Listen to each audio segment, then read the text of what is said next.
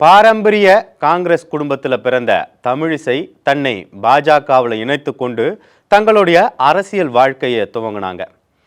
மருத்துவரான தமிழிசை பாஜகவினுடைய அடிப்படை உறுப்பினரில் இருந்து தென் சென்னை மாவட்ட பாஜக மருத்துவர் அணி செயலாளராகவும் மாநில பொதுச் செயலாளராகவும் மாநில துணைத் தலைவராகவும் பிறகு தேசிய செயலாளராகவும் பணியாற்றினாங்க. இறுதியாக பாஜகவினுடைய மாநில தலைவராகவும் தமிழ்நாட்டில் பதவி வகித்தவங்க தமிழிசை சவுந்தரராஜன்.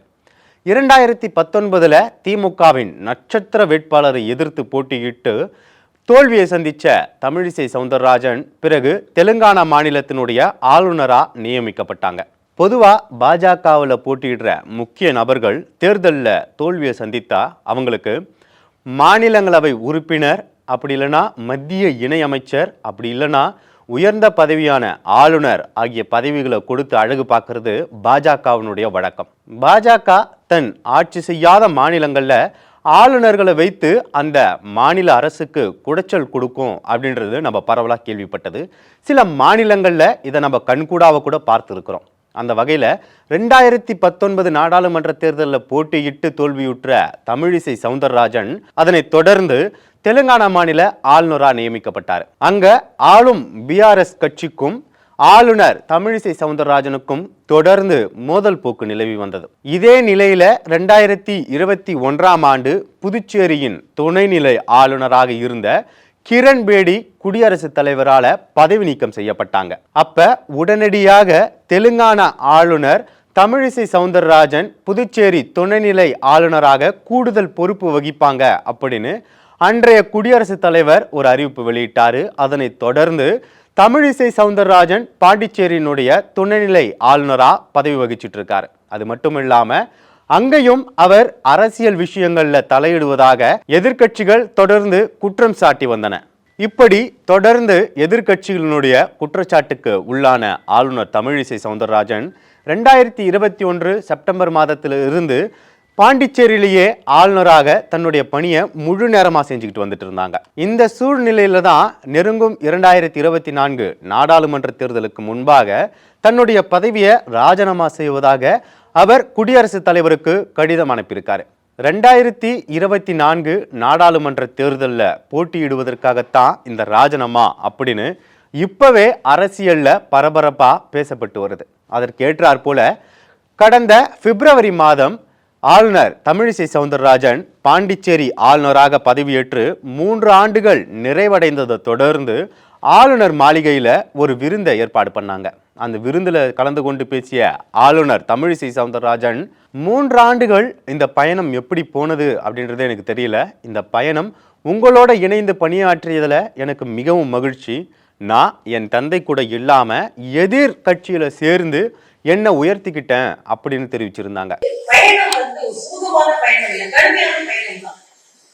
நான் வாரிசுதான் ஒரு வாரிசு, நேரடி வாரிசாக எங்க அப்பாவோட பயணம் செய்துதான் எங்க பயணத்திலே இலகுவாக இருந்தது.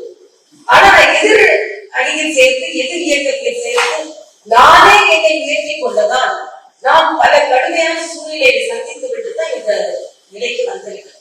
அதனால நான் மரியாதைக்குரிய பாரத பிரதமர் நரேந்திர மோடி அவர்கள் இயக்கத்தில் இருக்கும் போதும் சரி, ஆளுநராக இருக்கும் சரி, அவர்கள் இன்றும் வழிகாட்டி கொண்டிருக்கிறார்கள். இந்த பாரத தேசத்தை முன்னேற்றியே ஆக வேண்டும் என்று முழுவதுமாக அவர்கள் கடமையாற்றி கொண்டிருக்கிறார்கள். அவர்களுக்கு நான் இந்த நன்றியை நான் தெரிவித்துக் கொள்கிறேன். இது மட்டும் இல்லாம அவங்க இந்த விருந்துல ஒரு முக்கியமான கருத்தை தெரிவிச்சிருந்தாங்க. அந்த கருத்து என்னன்னா, மக்கள் பணி செய்யறதுல தான் எனக்கு ஆர்வம் இருந்தாலும் அது ஆள்பவனும் ஆண்டவனும் தான் கொடுக்க முடியும் அப்படின்னு தெரிவிச்சிருந்தாங்க. உள்ள விருப்பம் மக்கள் பிரதிநிதியாகும். ஆனா மறுபடியும் சொல்றேன், அது ஆண்டவர் ஆண்டு கொண்டிருப்பவங்க தான் இருக்குது. அவங்க என்ன வழிகாட்டுகிறாங்களோ அந்த வழிபடி நடக்கின்ற ஒரு கீழ்ப்படிதல் உள்ள ஒரு சாதாரண காரியகர்த்தா என்னோட வாழ்க்கையில அப்படிதான் எதுவுமே நான் கேட்டு பெற்றதில்லை. அதே போல புதுச்சேரியை நான் வேறு மாநிலமா பார்க்கல. அது மட்டும் இல்லாமல் என்னையும் வேற்று மாநிலத்தவரா நீங்கள் பார்க்கக்கூடாது அப்படின்னு ஆளுநர் தமிழிசை சவுந்தரராஜன் ரொம்ப உருக்கமாகவே அந்த பேட்டியில் பேசியிருந்தாங்க.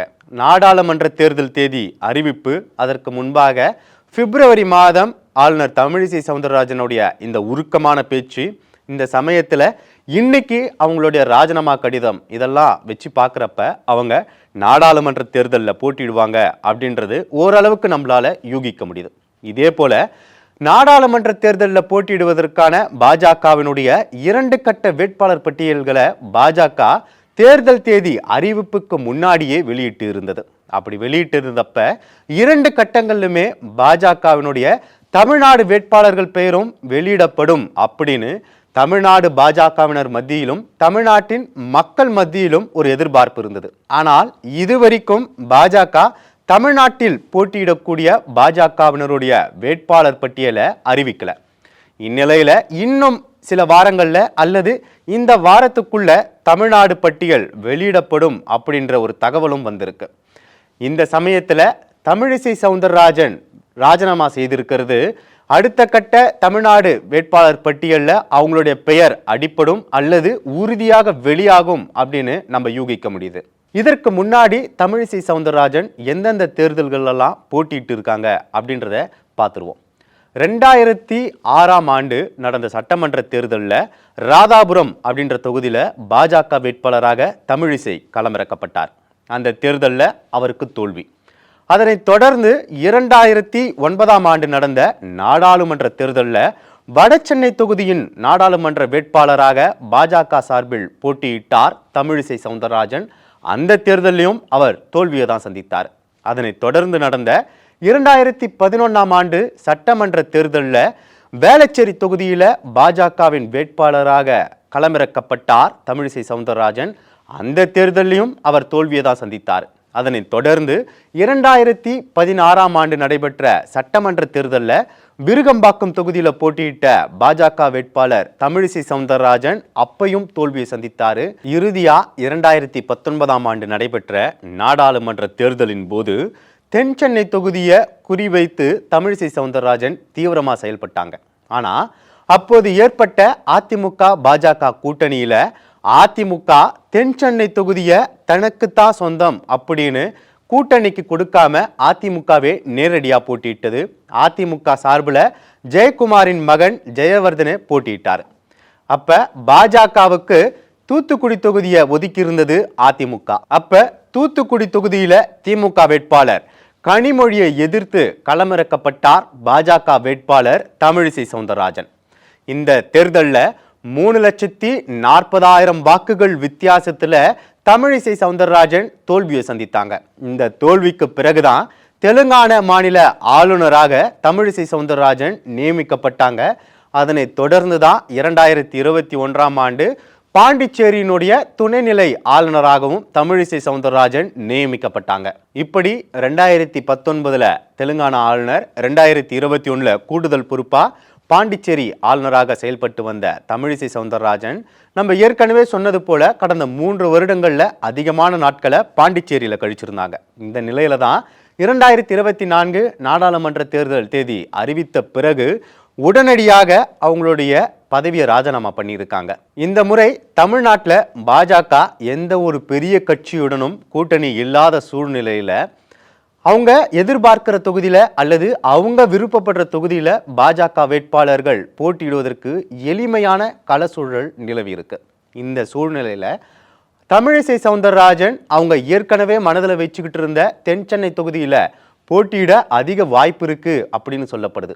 ஆனா அதே சமயத்துல கடந்த 3 வருடங்கள்ல அதிக நாட்களை செலவழித்த பாண்டிச்சேரியில அவங்க என்ன பேசி இருந்தாங்க அப்படின்றத நம்ம முன்னாடி பார்த்துருந்தோம். அவங்க குறிப்பா பாண்டிச்சேரியை நான் வேறு மாநிலமாக பார்க்கல அப்படின்னு அழுத்தம் திருத்தமாக சொல்கிறாங்க. அதே போல் என்னையும் வேறு மாநிலத்தவராக பார்க்காதீங்க அப்படின்னு உருக்கமாகவும் பேசியிருந்தாங்க. இதனால் பாண்டிச்சேரி தொகுதியில் அவங்க போட்டியிட அதிக வாய்ப்பு இருப்பதாகவும் சொல்லப்படுது.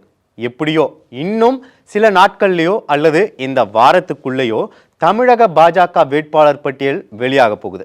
அதில் தமிழிசை சவுந்தரராஜன் போட்டி இடுறாங்களா இல்லையா அப்படின்றதும், அப்படி போட்டியிட்டாங்கன்னா எந்த தொகுதியில் அவங்க போட்டியிடுறாங்க அப்படின்றதையும் உறுதியாகவும் தெளிவாகவும் மக்கள் பார்வைக்கு வந்துடும் அப்படின்றது உண்மை நிலவரம். நக்கீரன் டிவிக்கு சப்ஸ்கிரைப் செய்யுங்கள். உங்கள் ஆதரவே எங்கள் பலம்.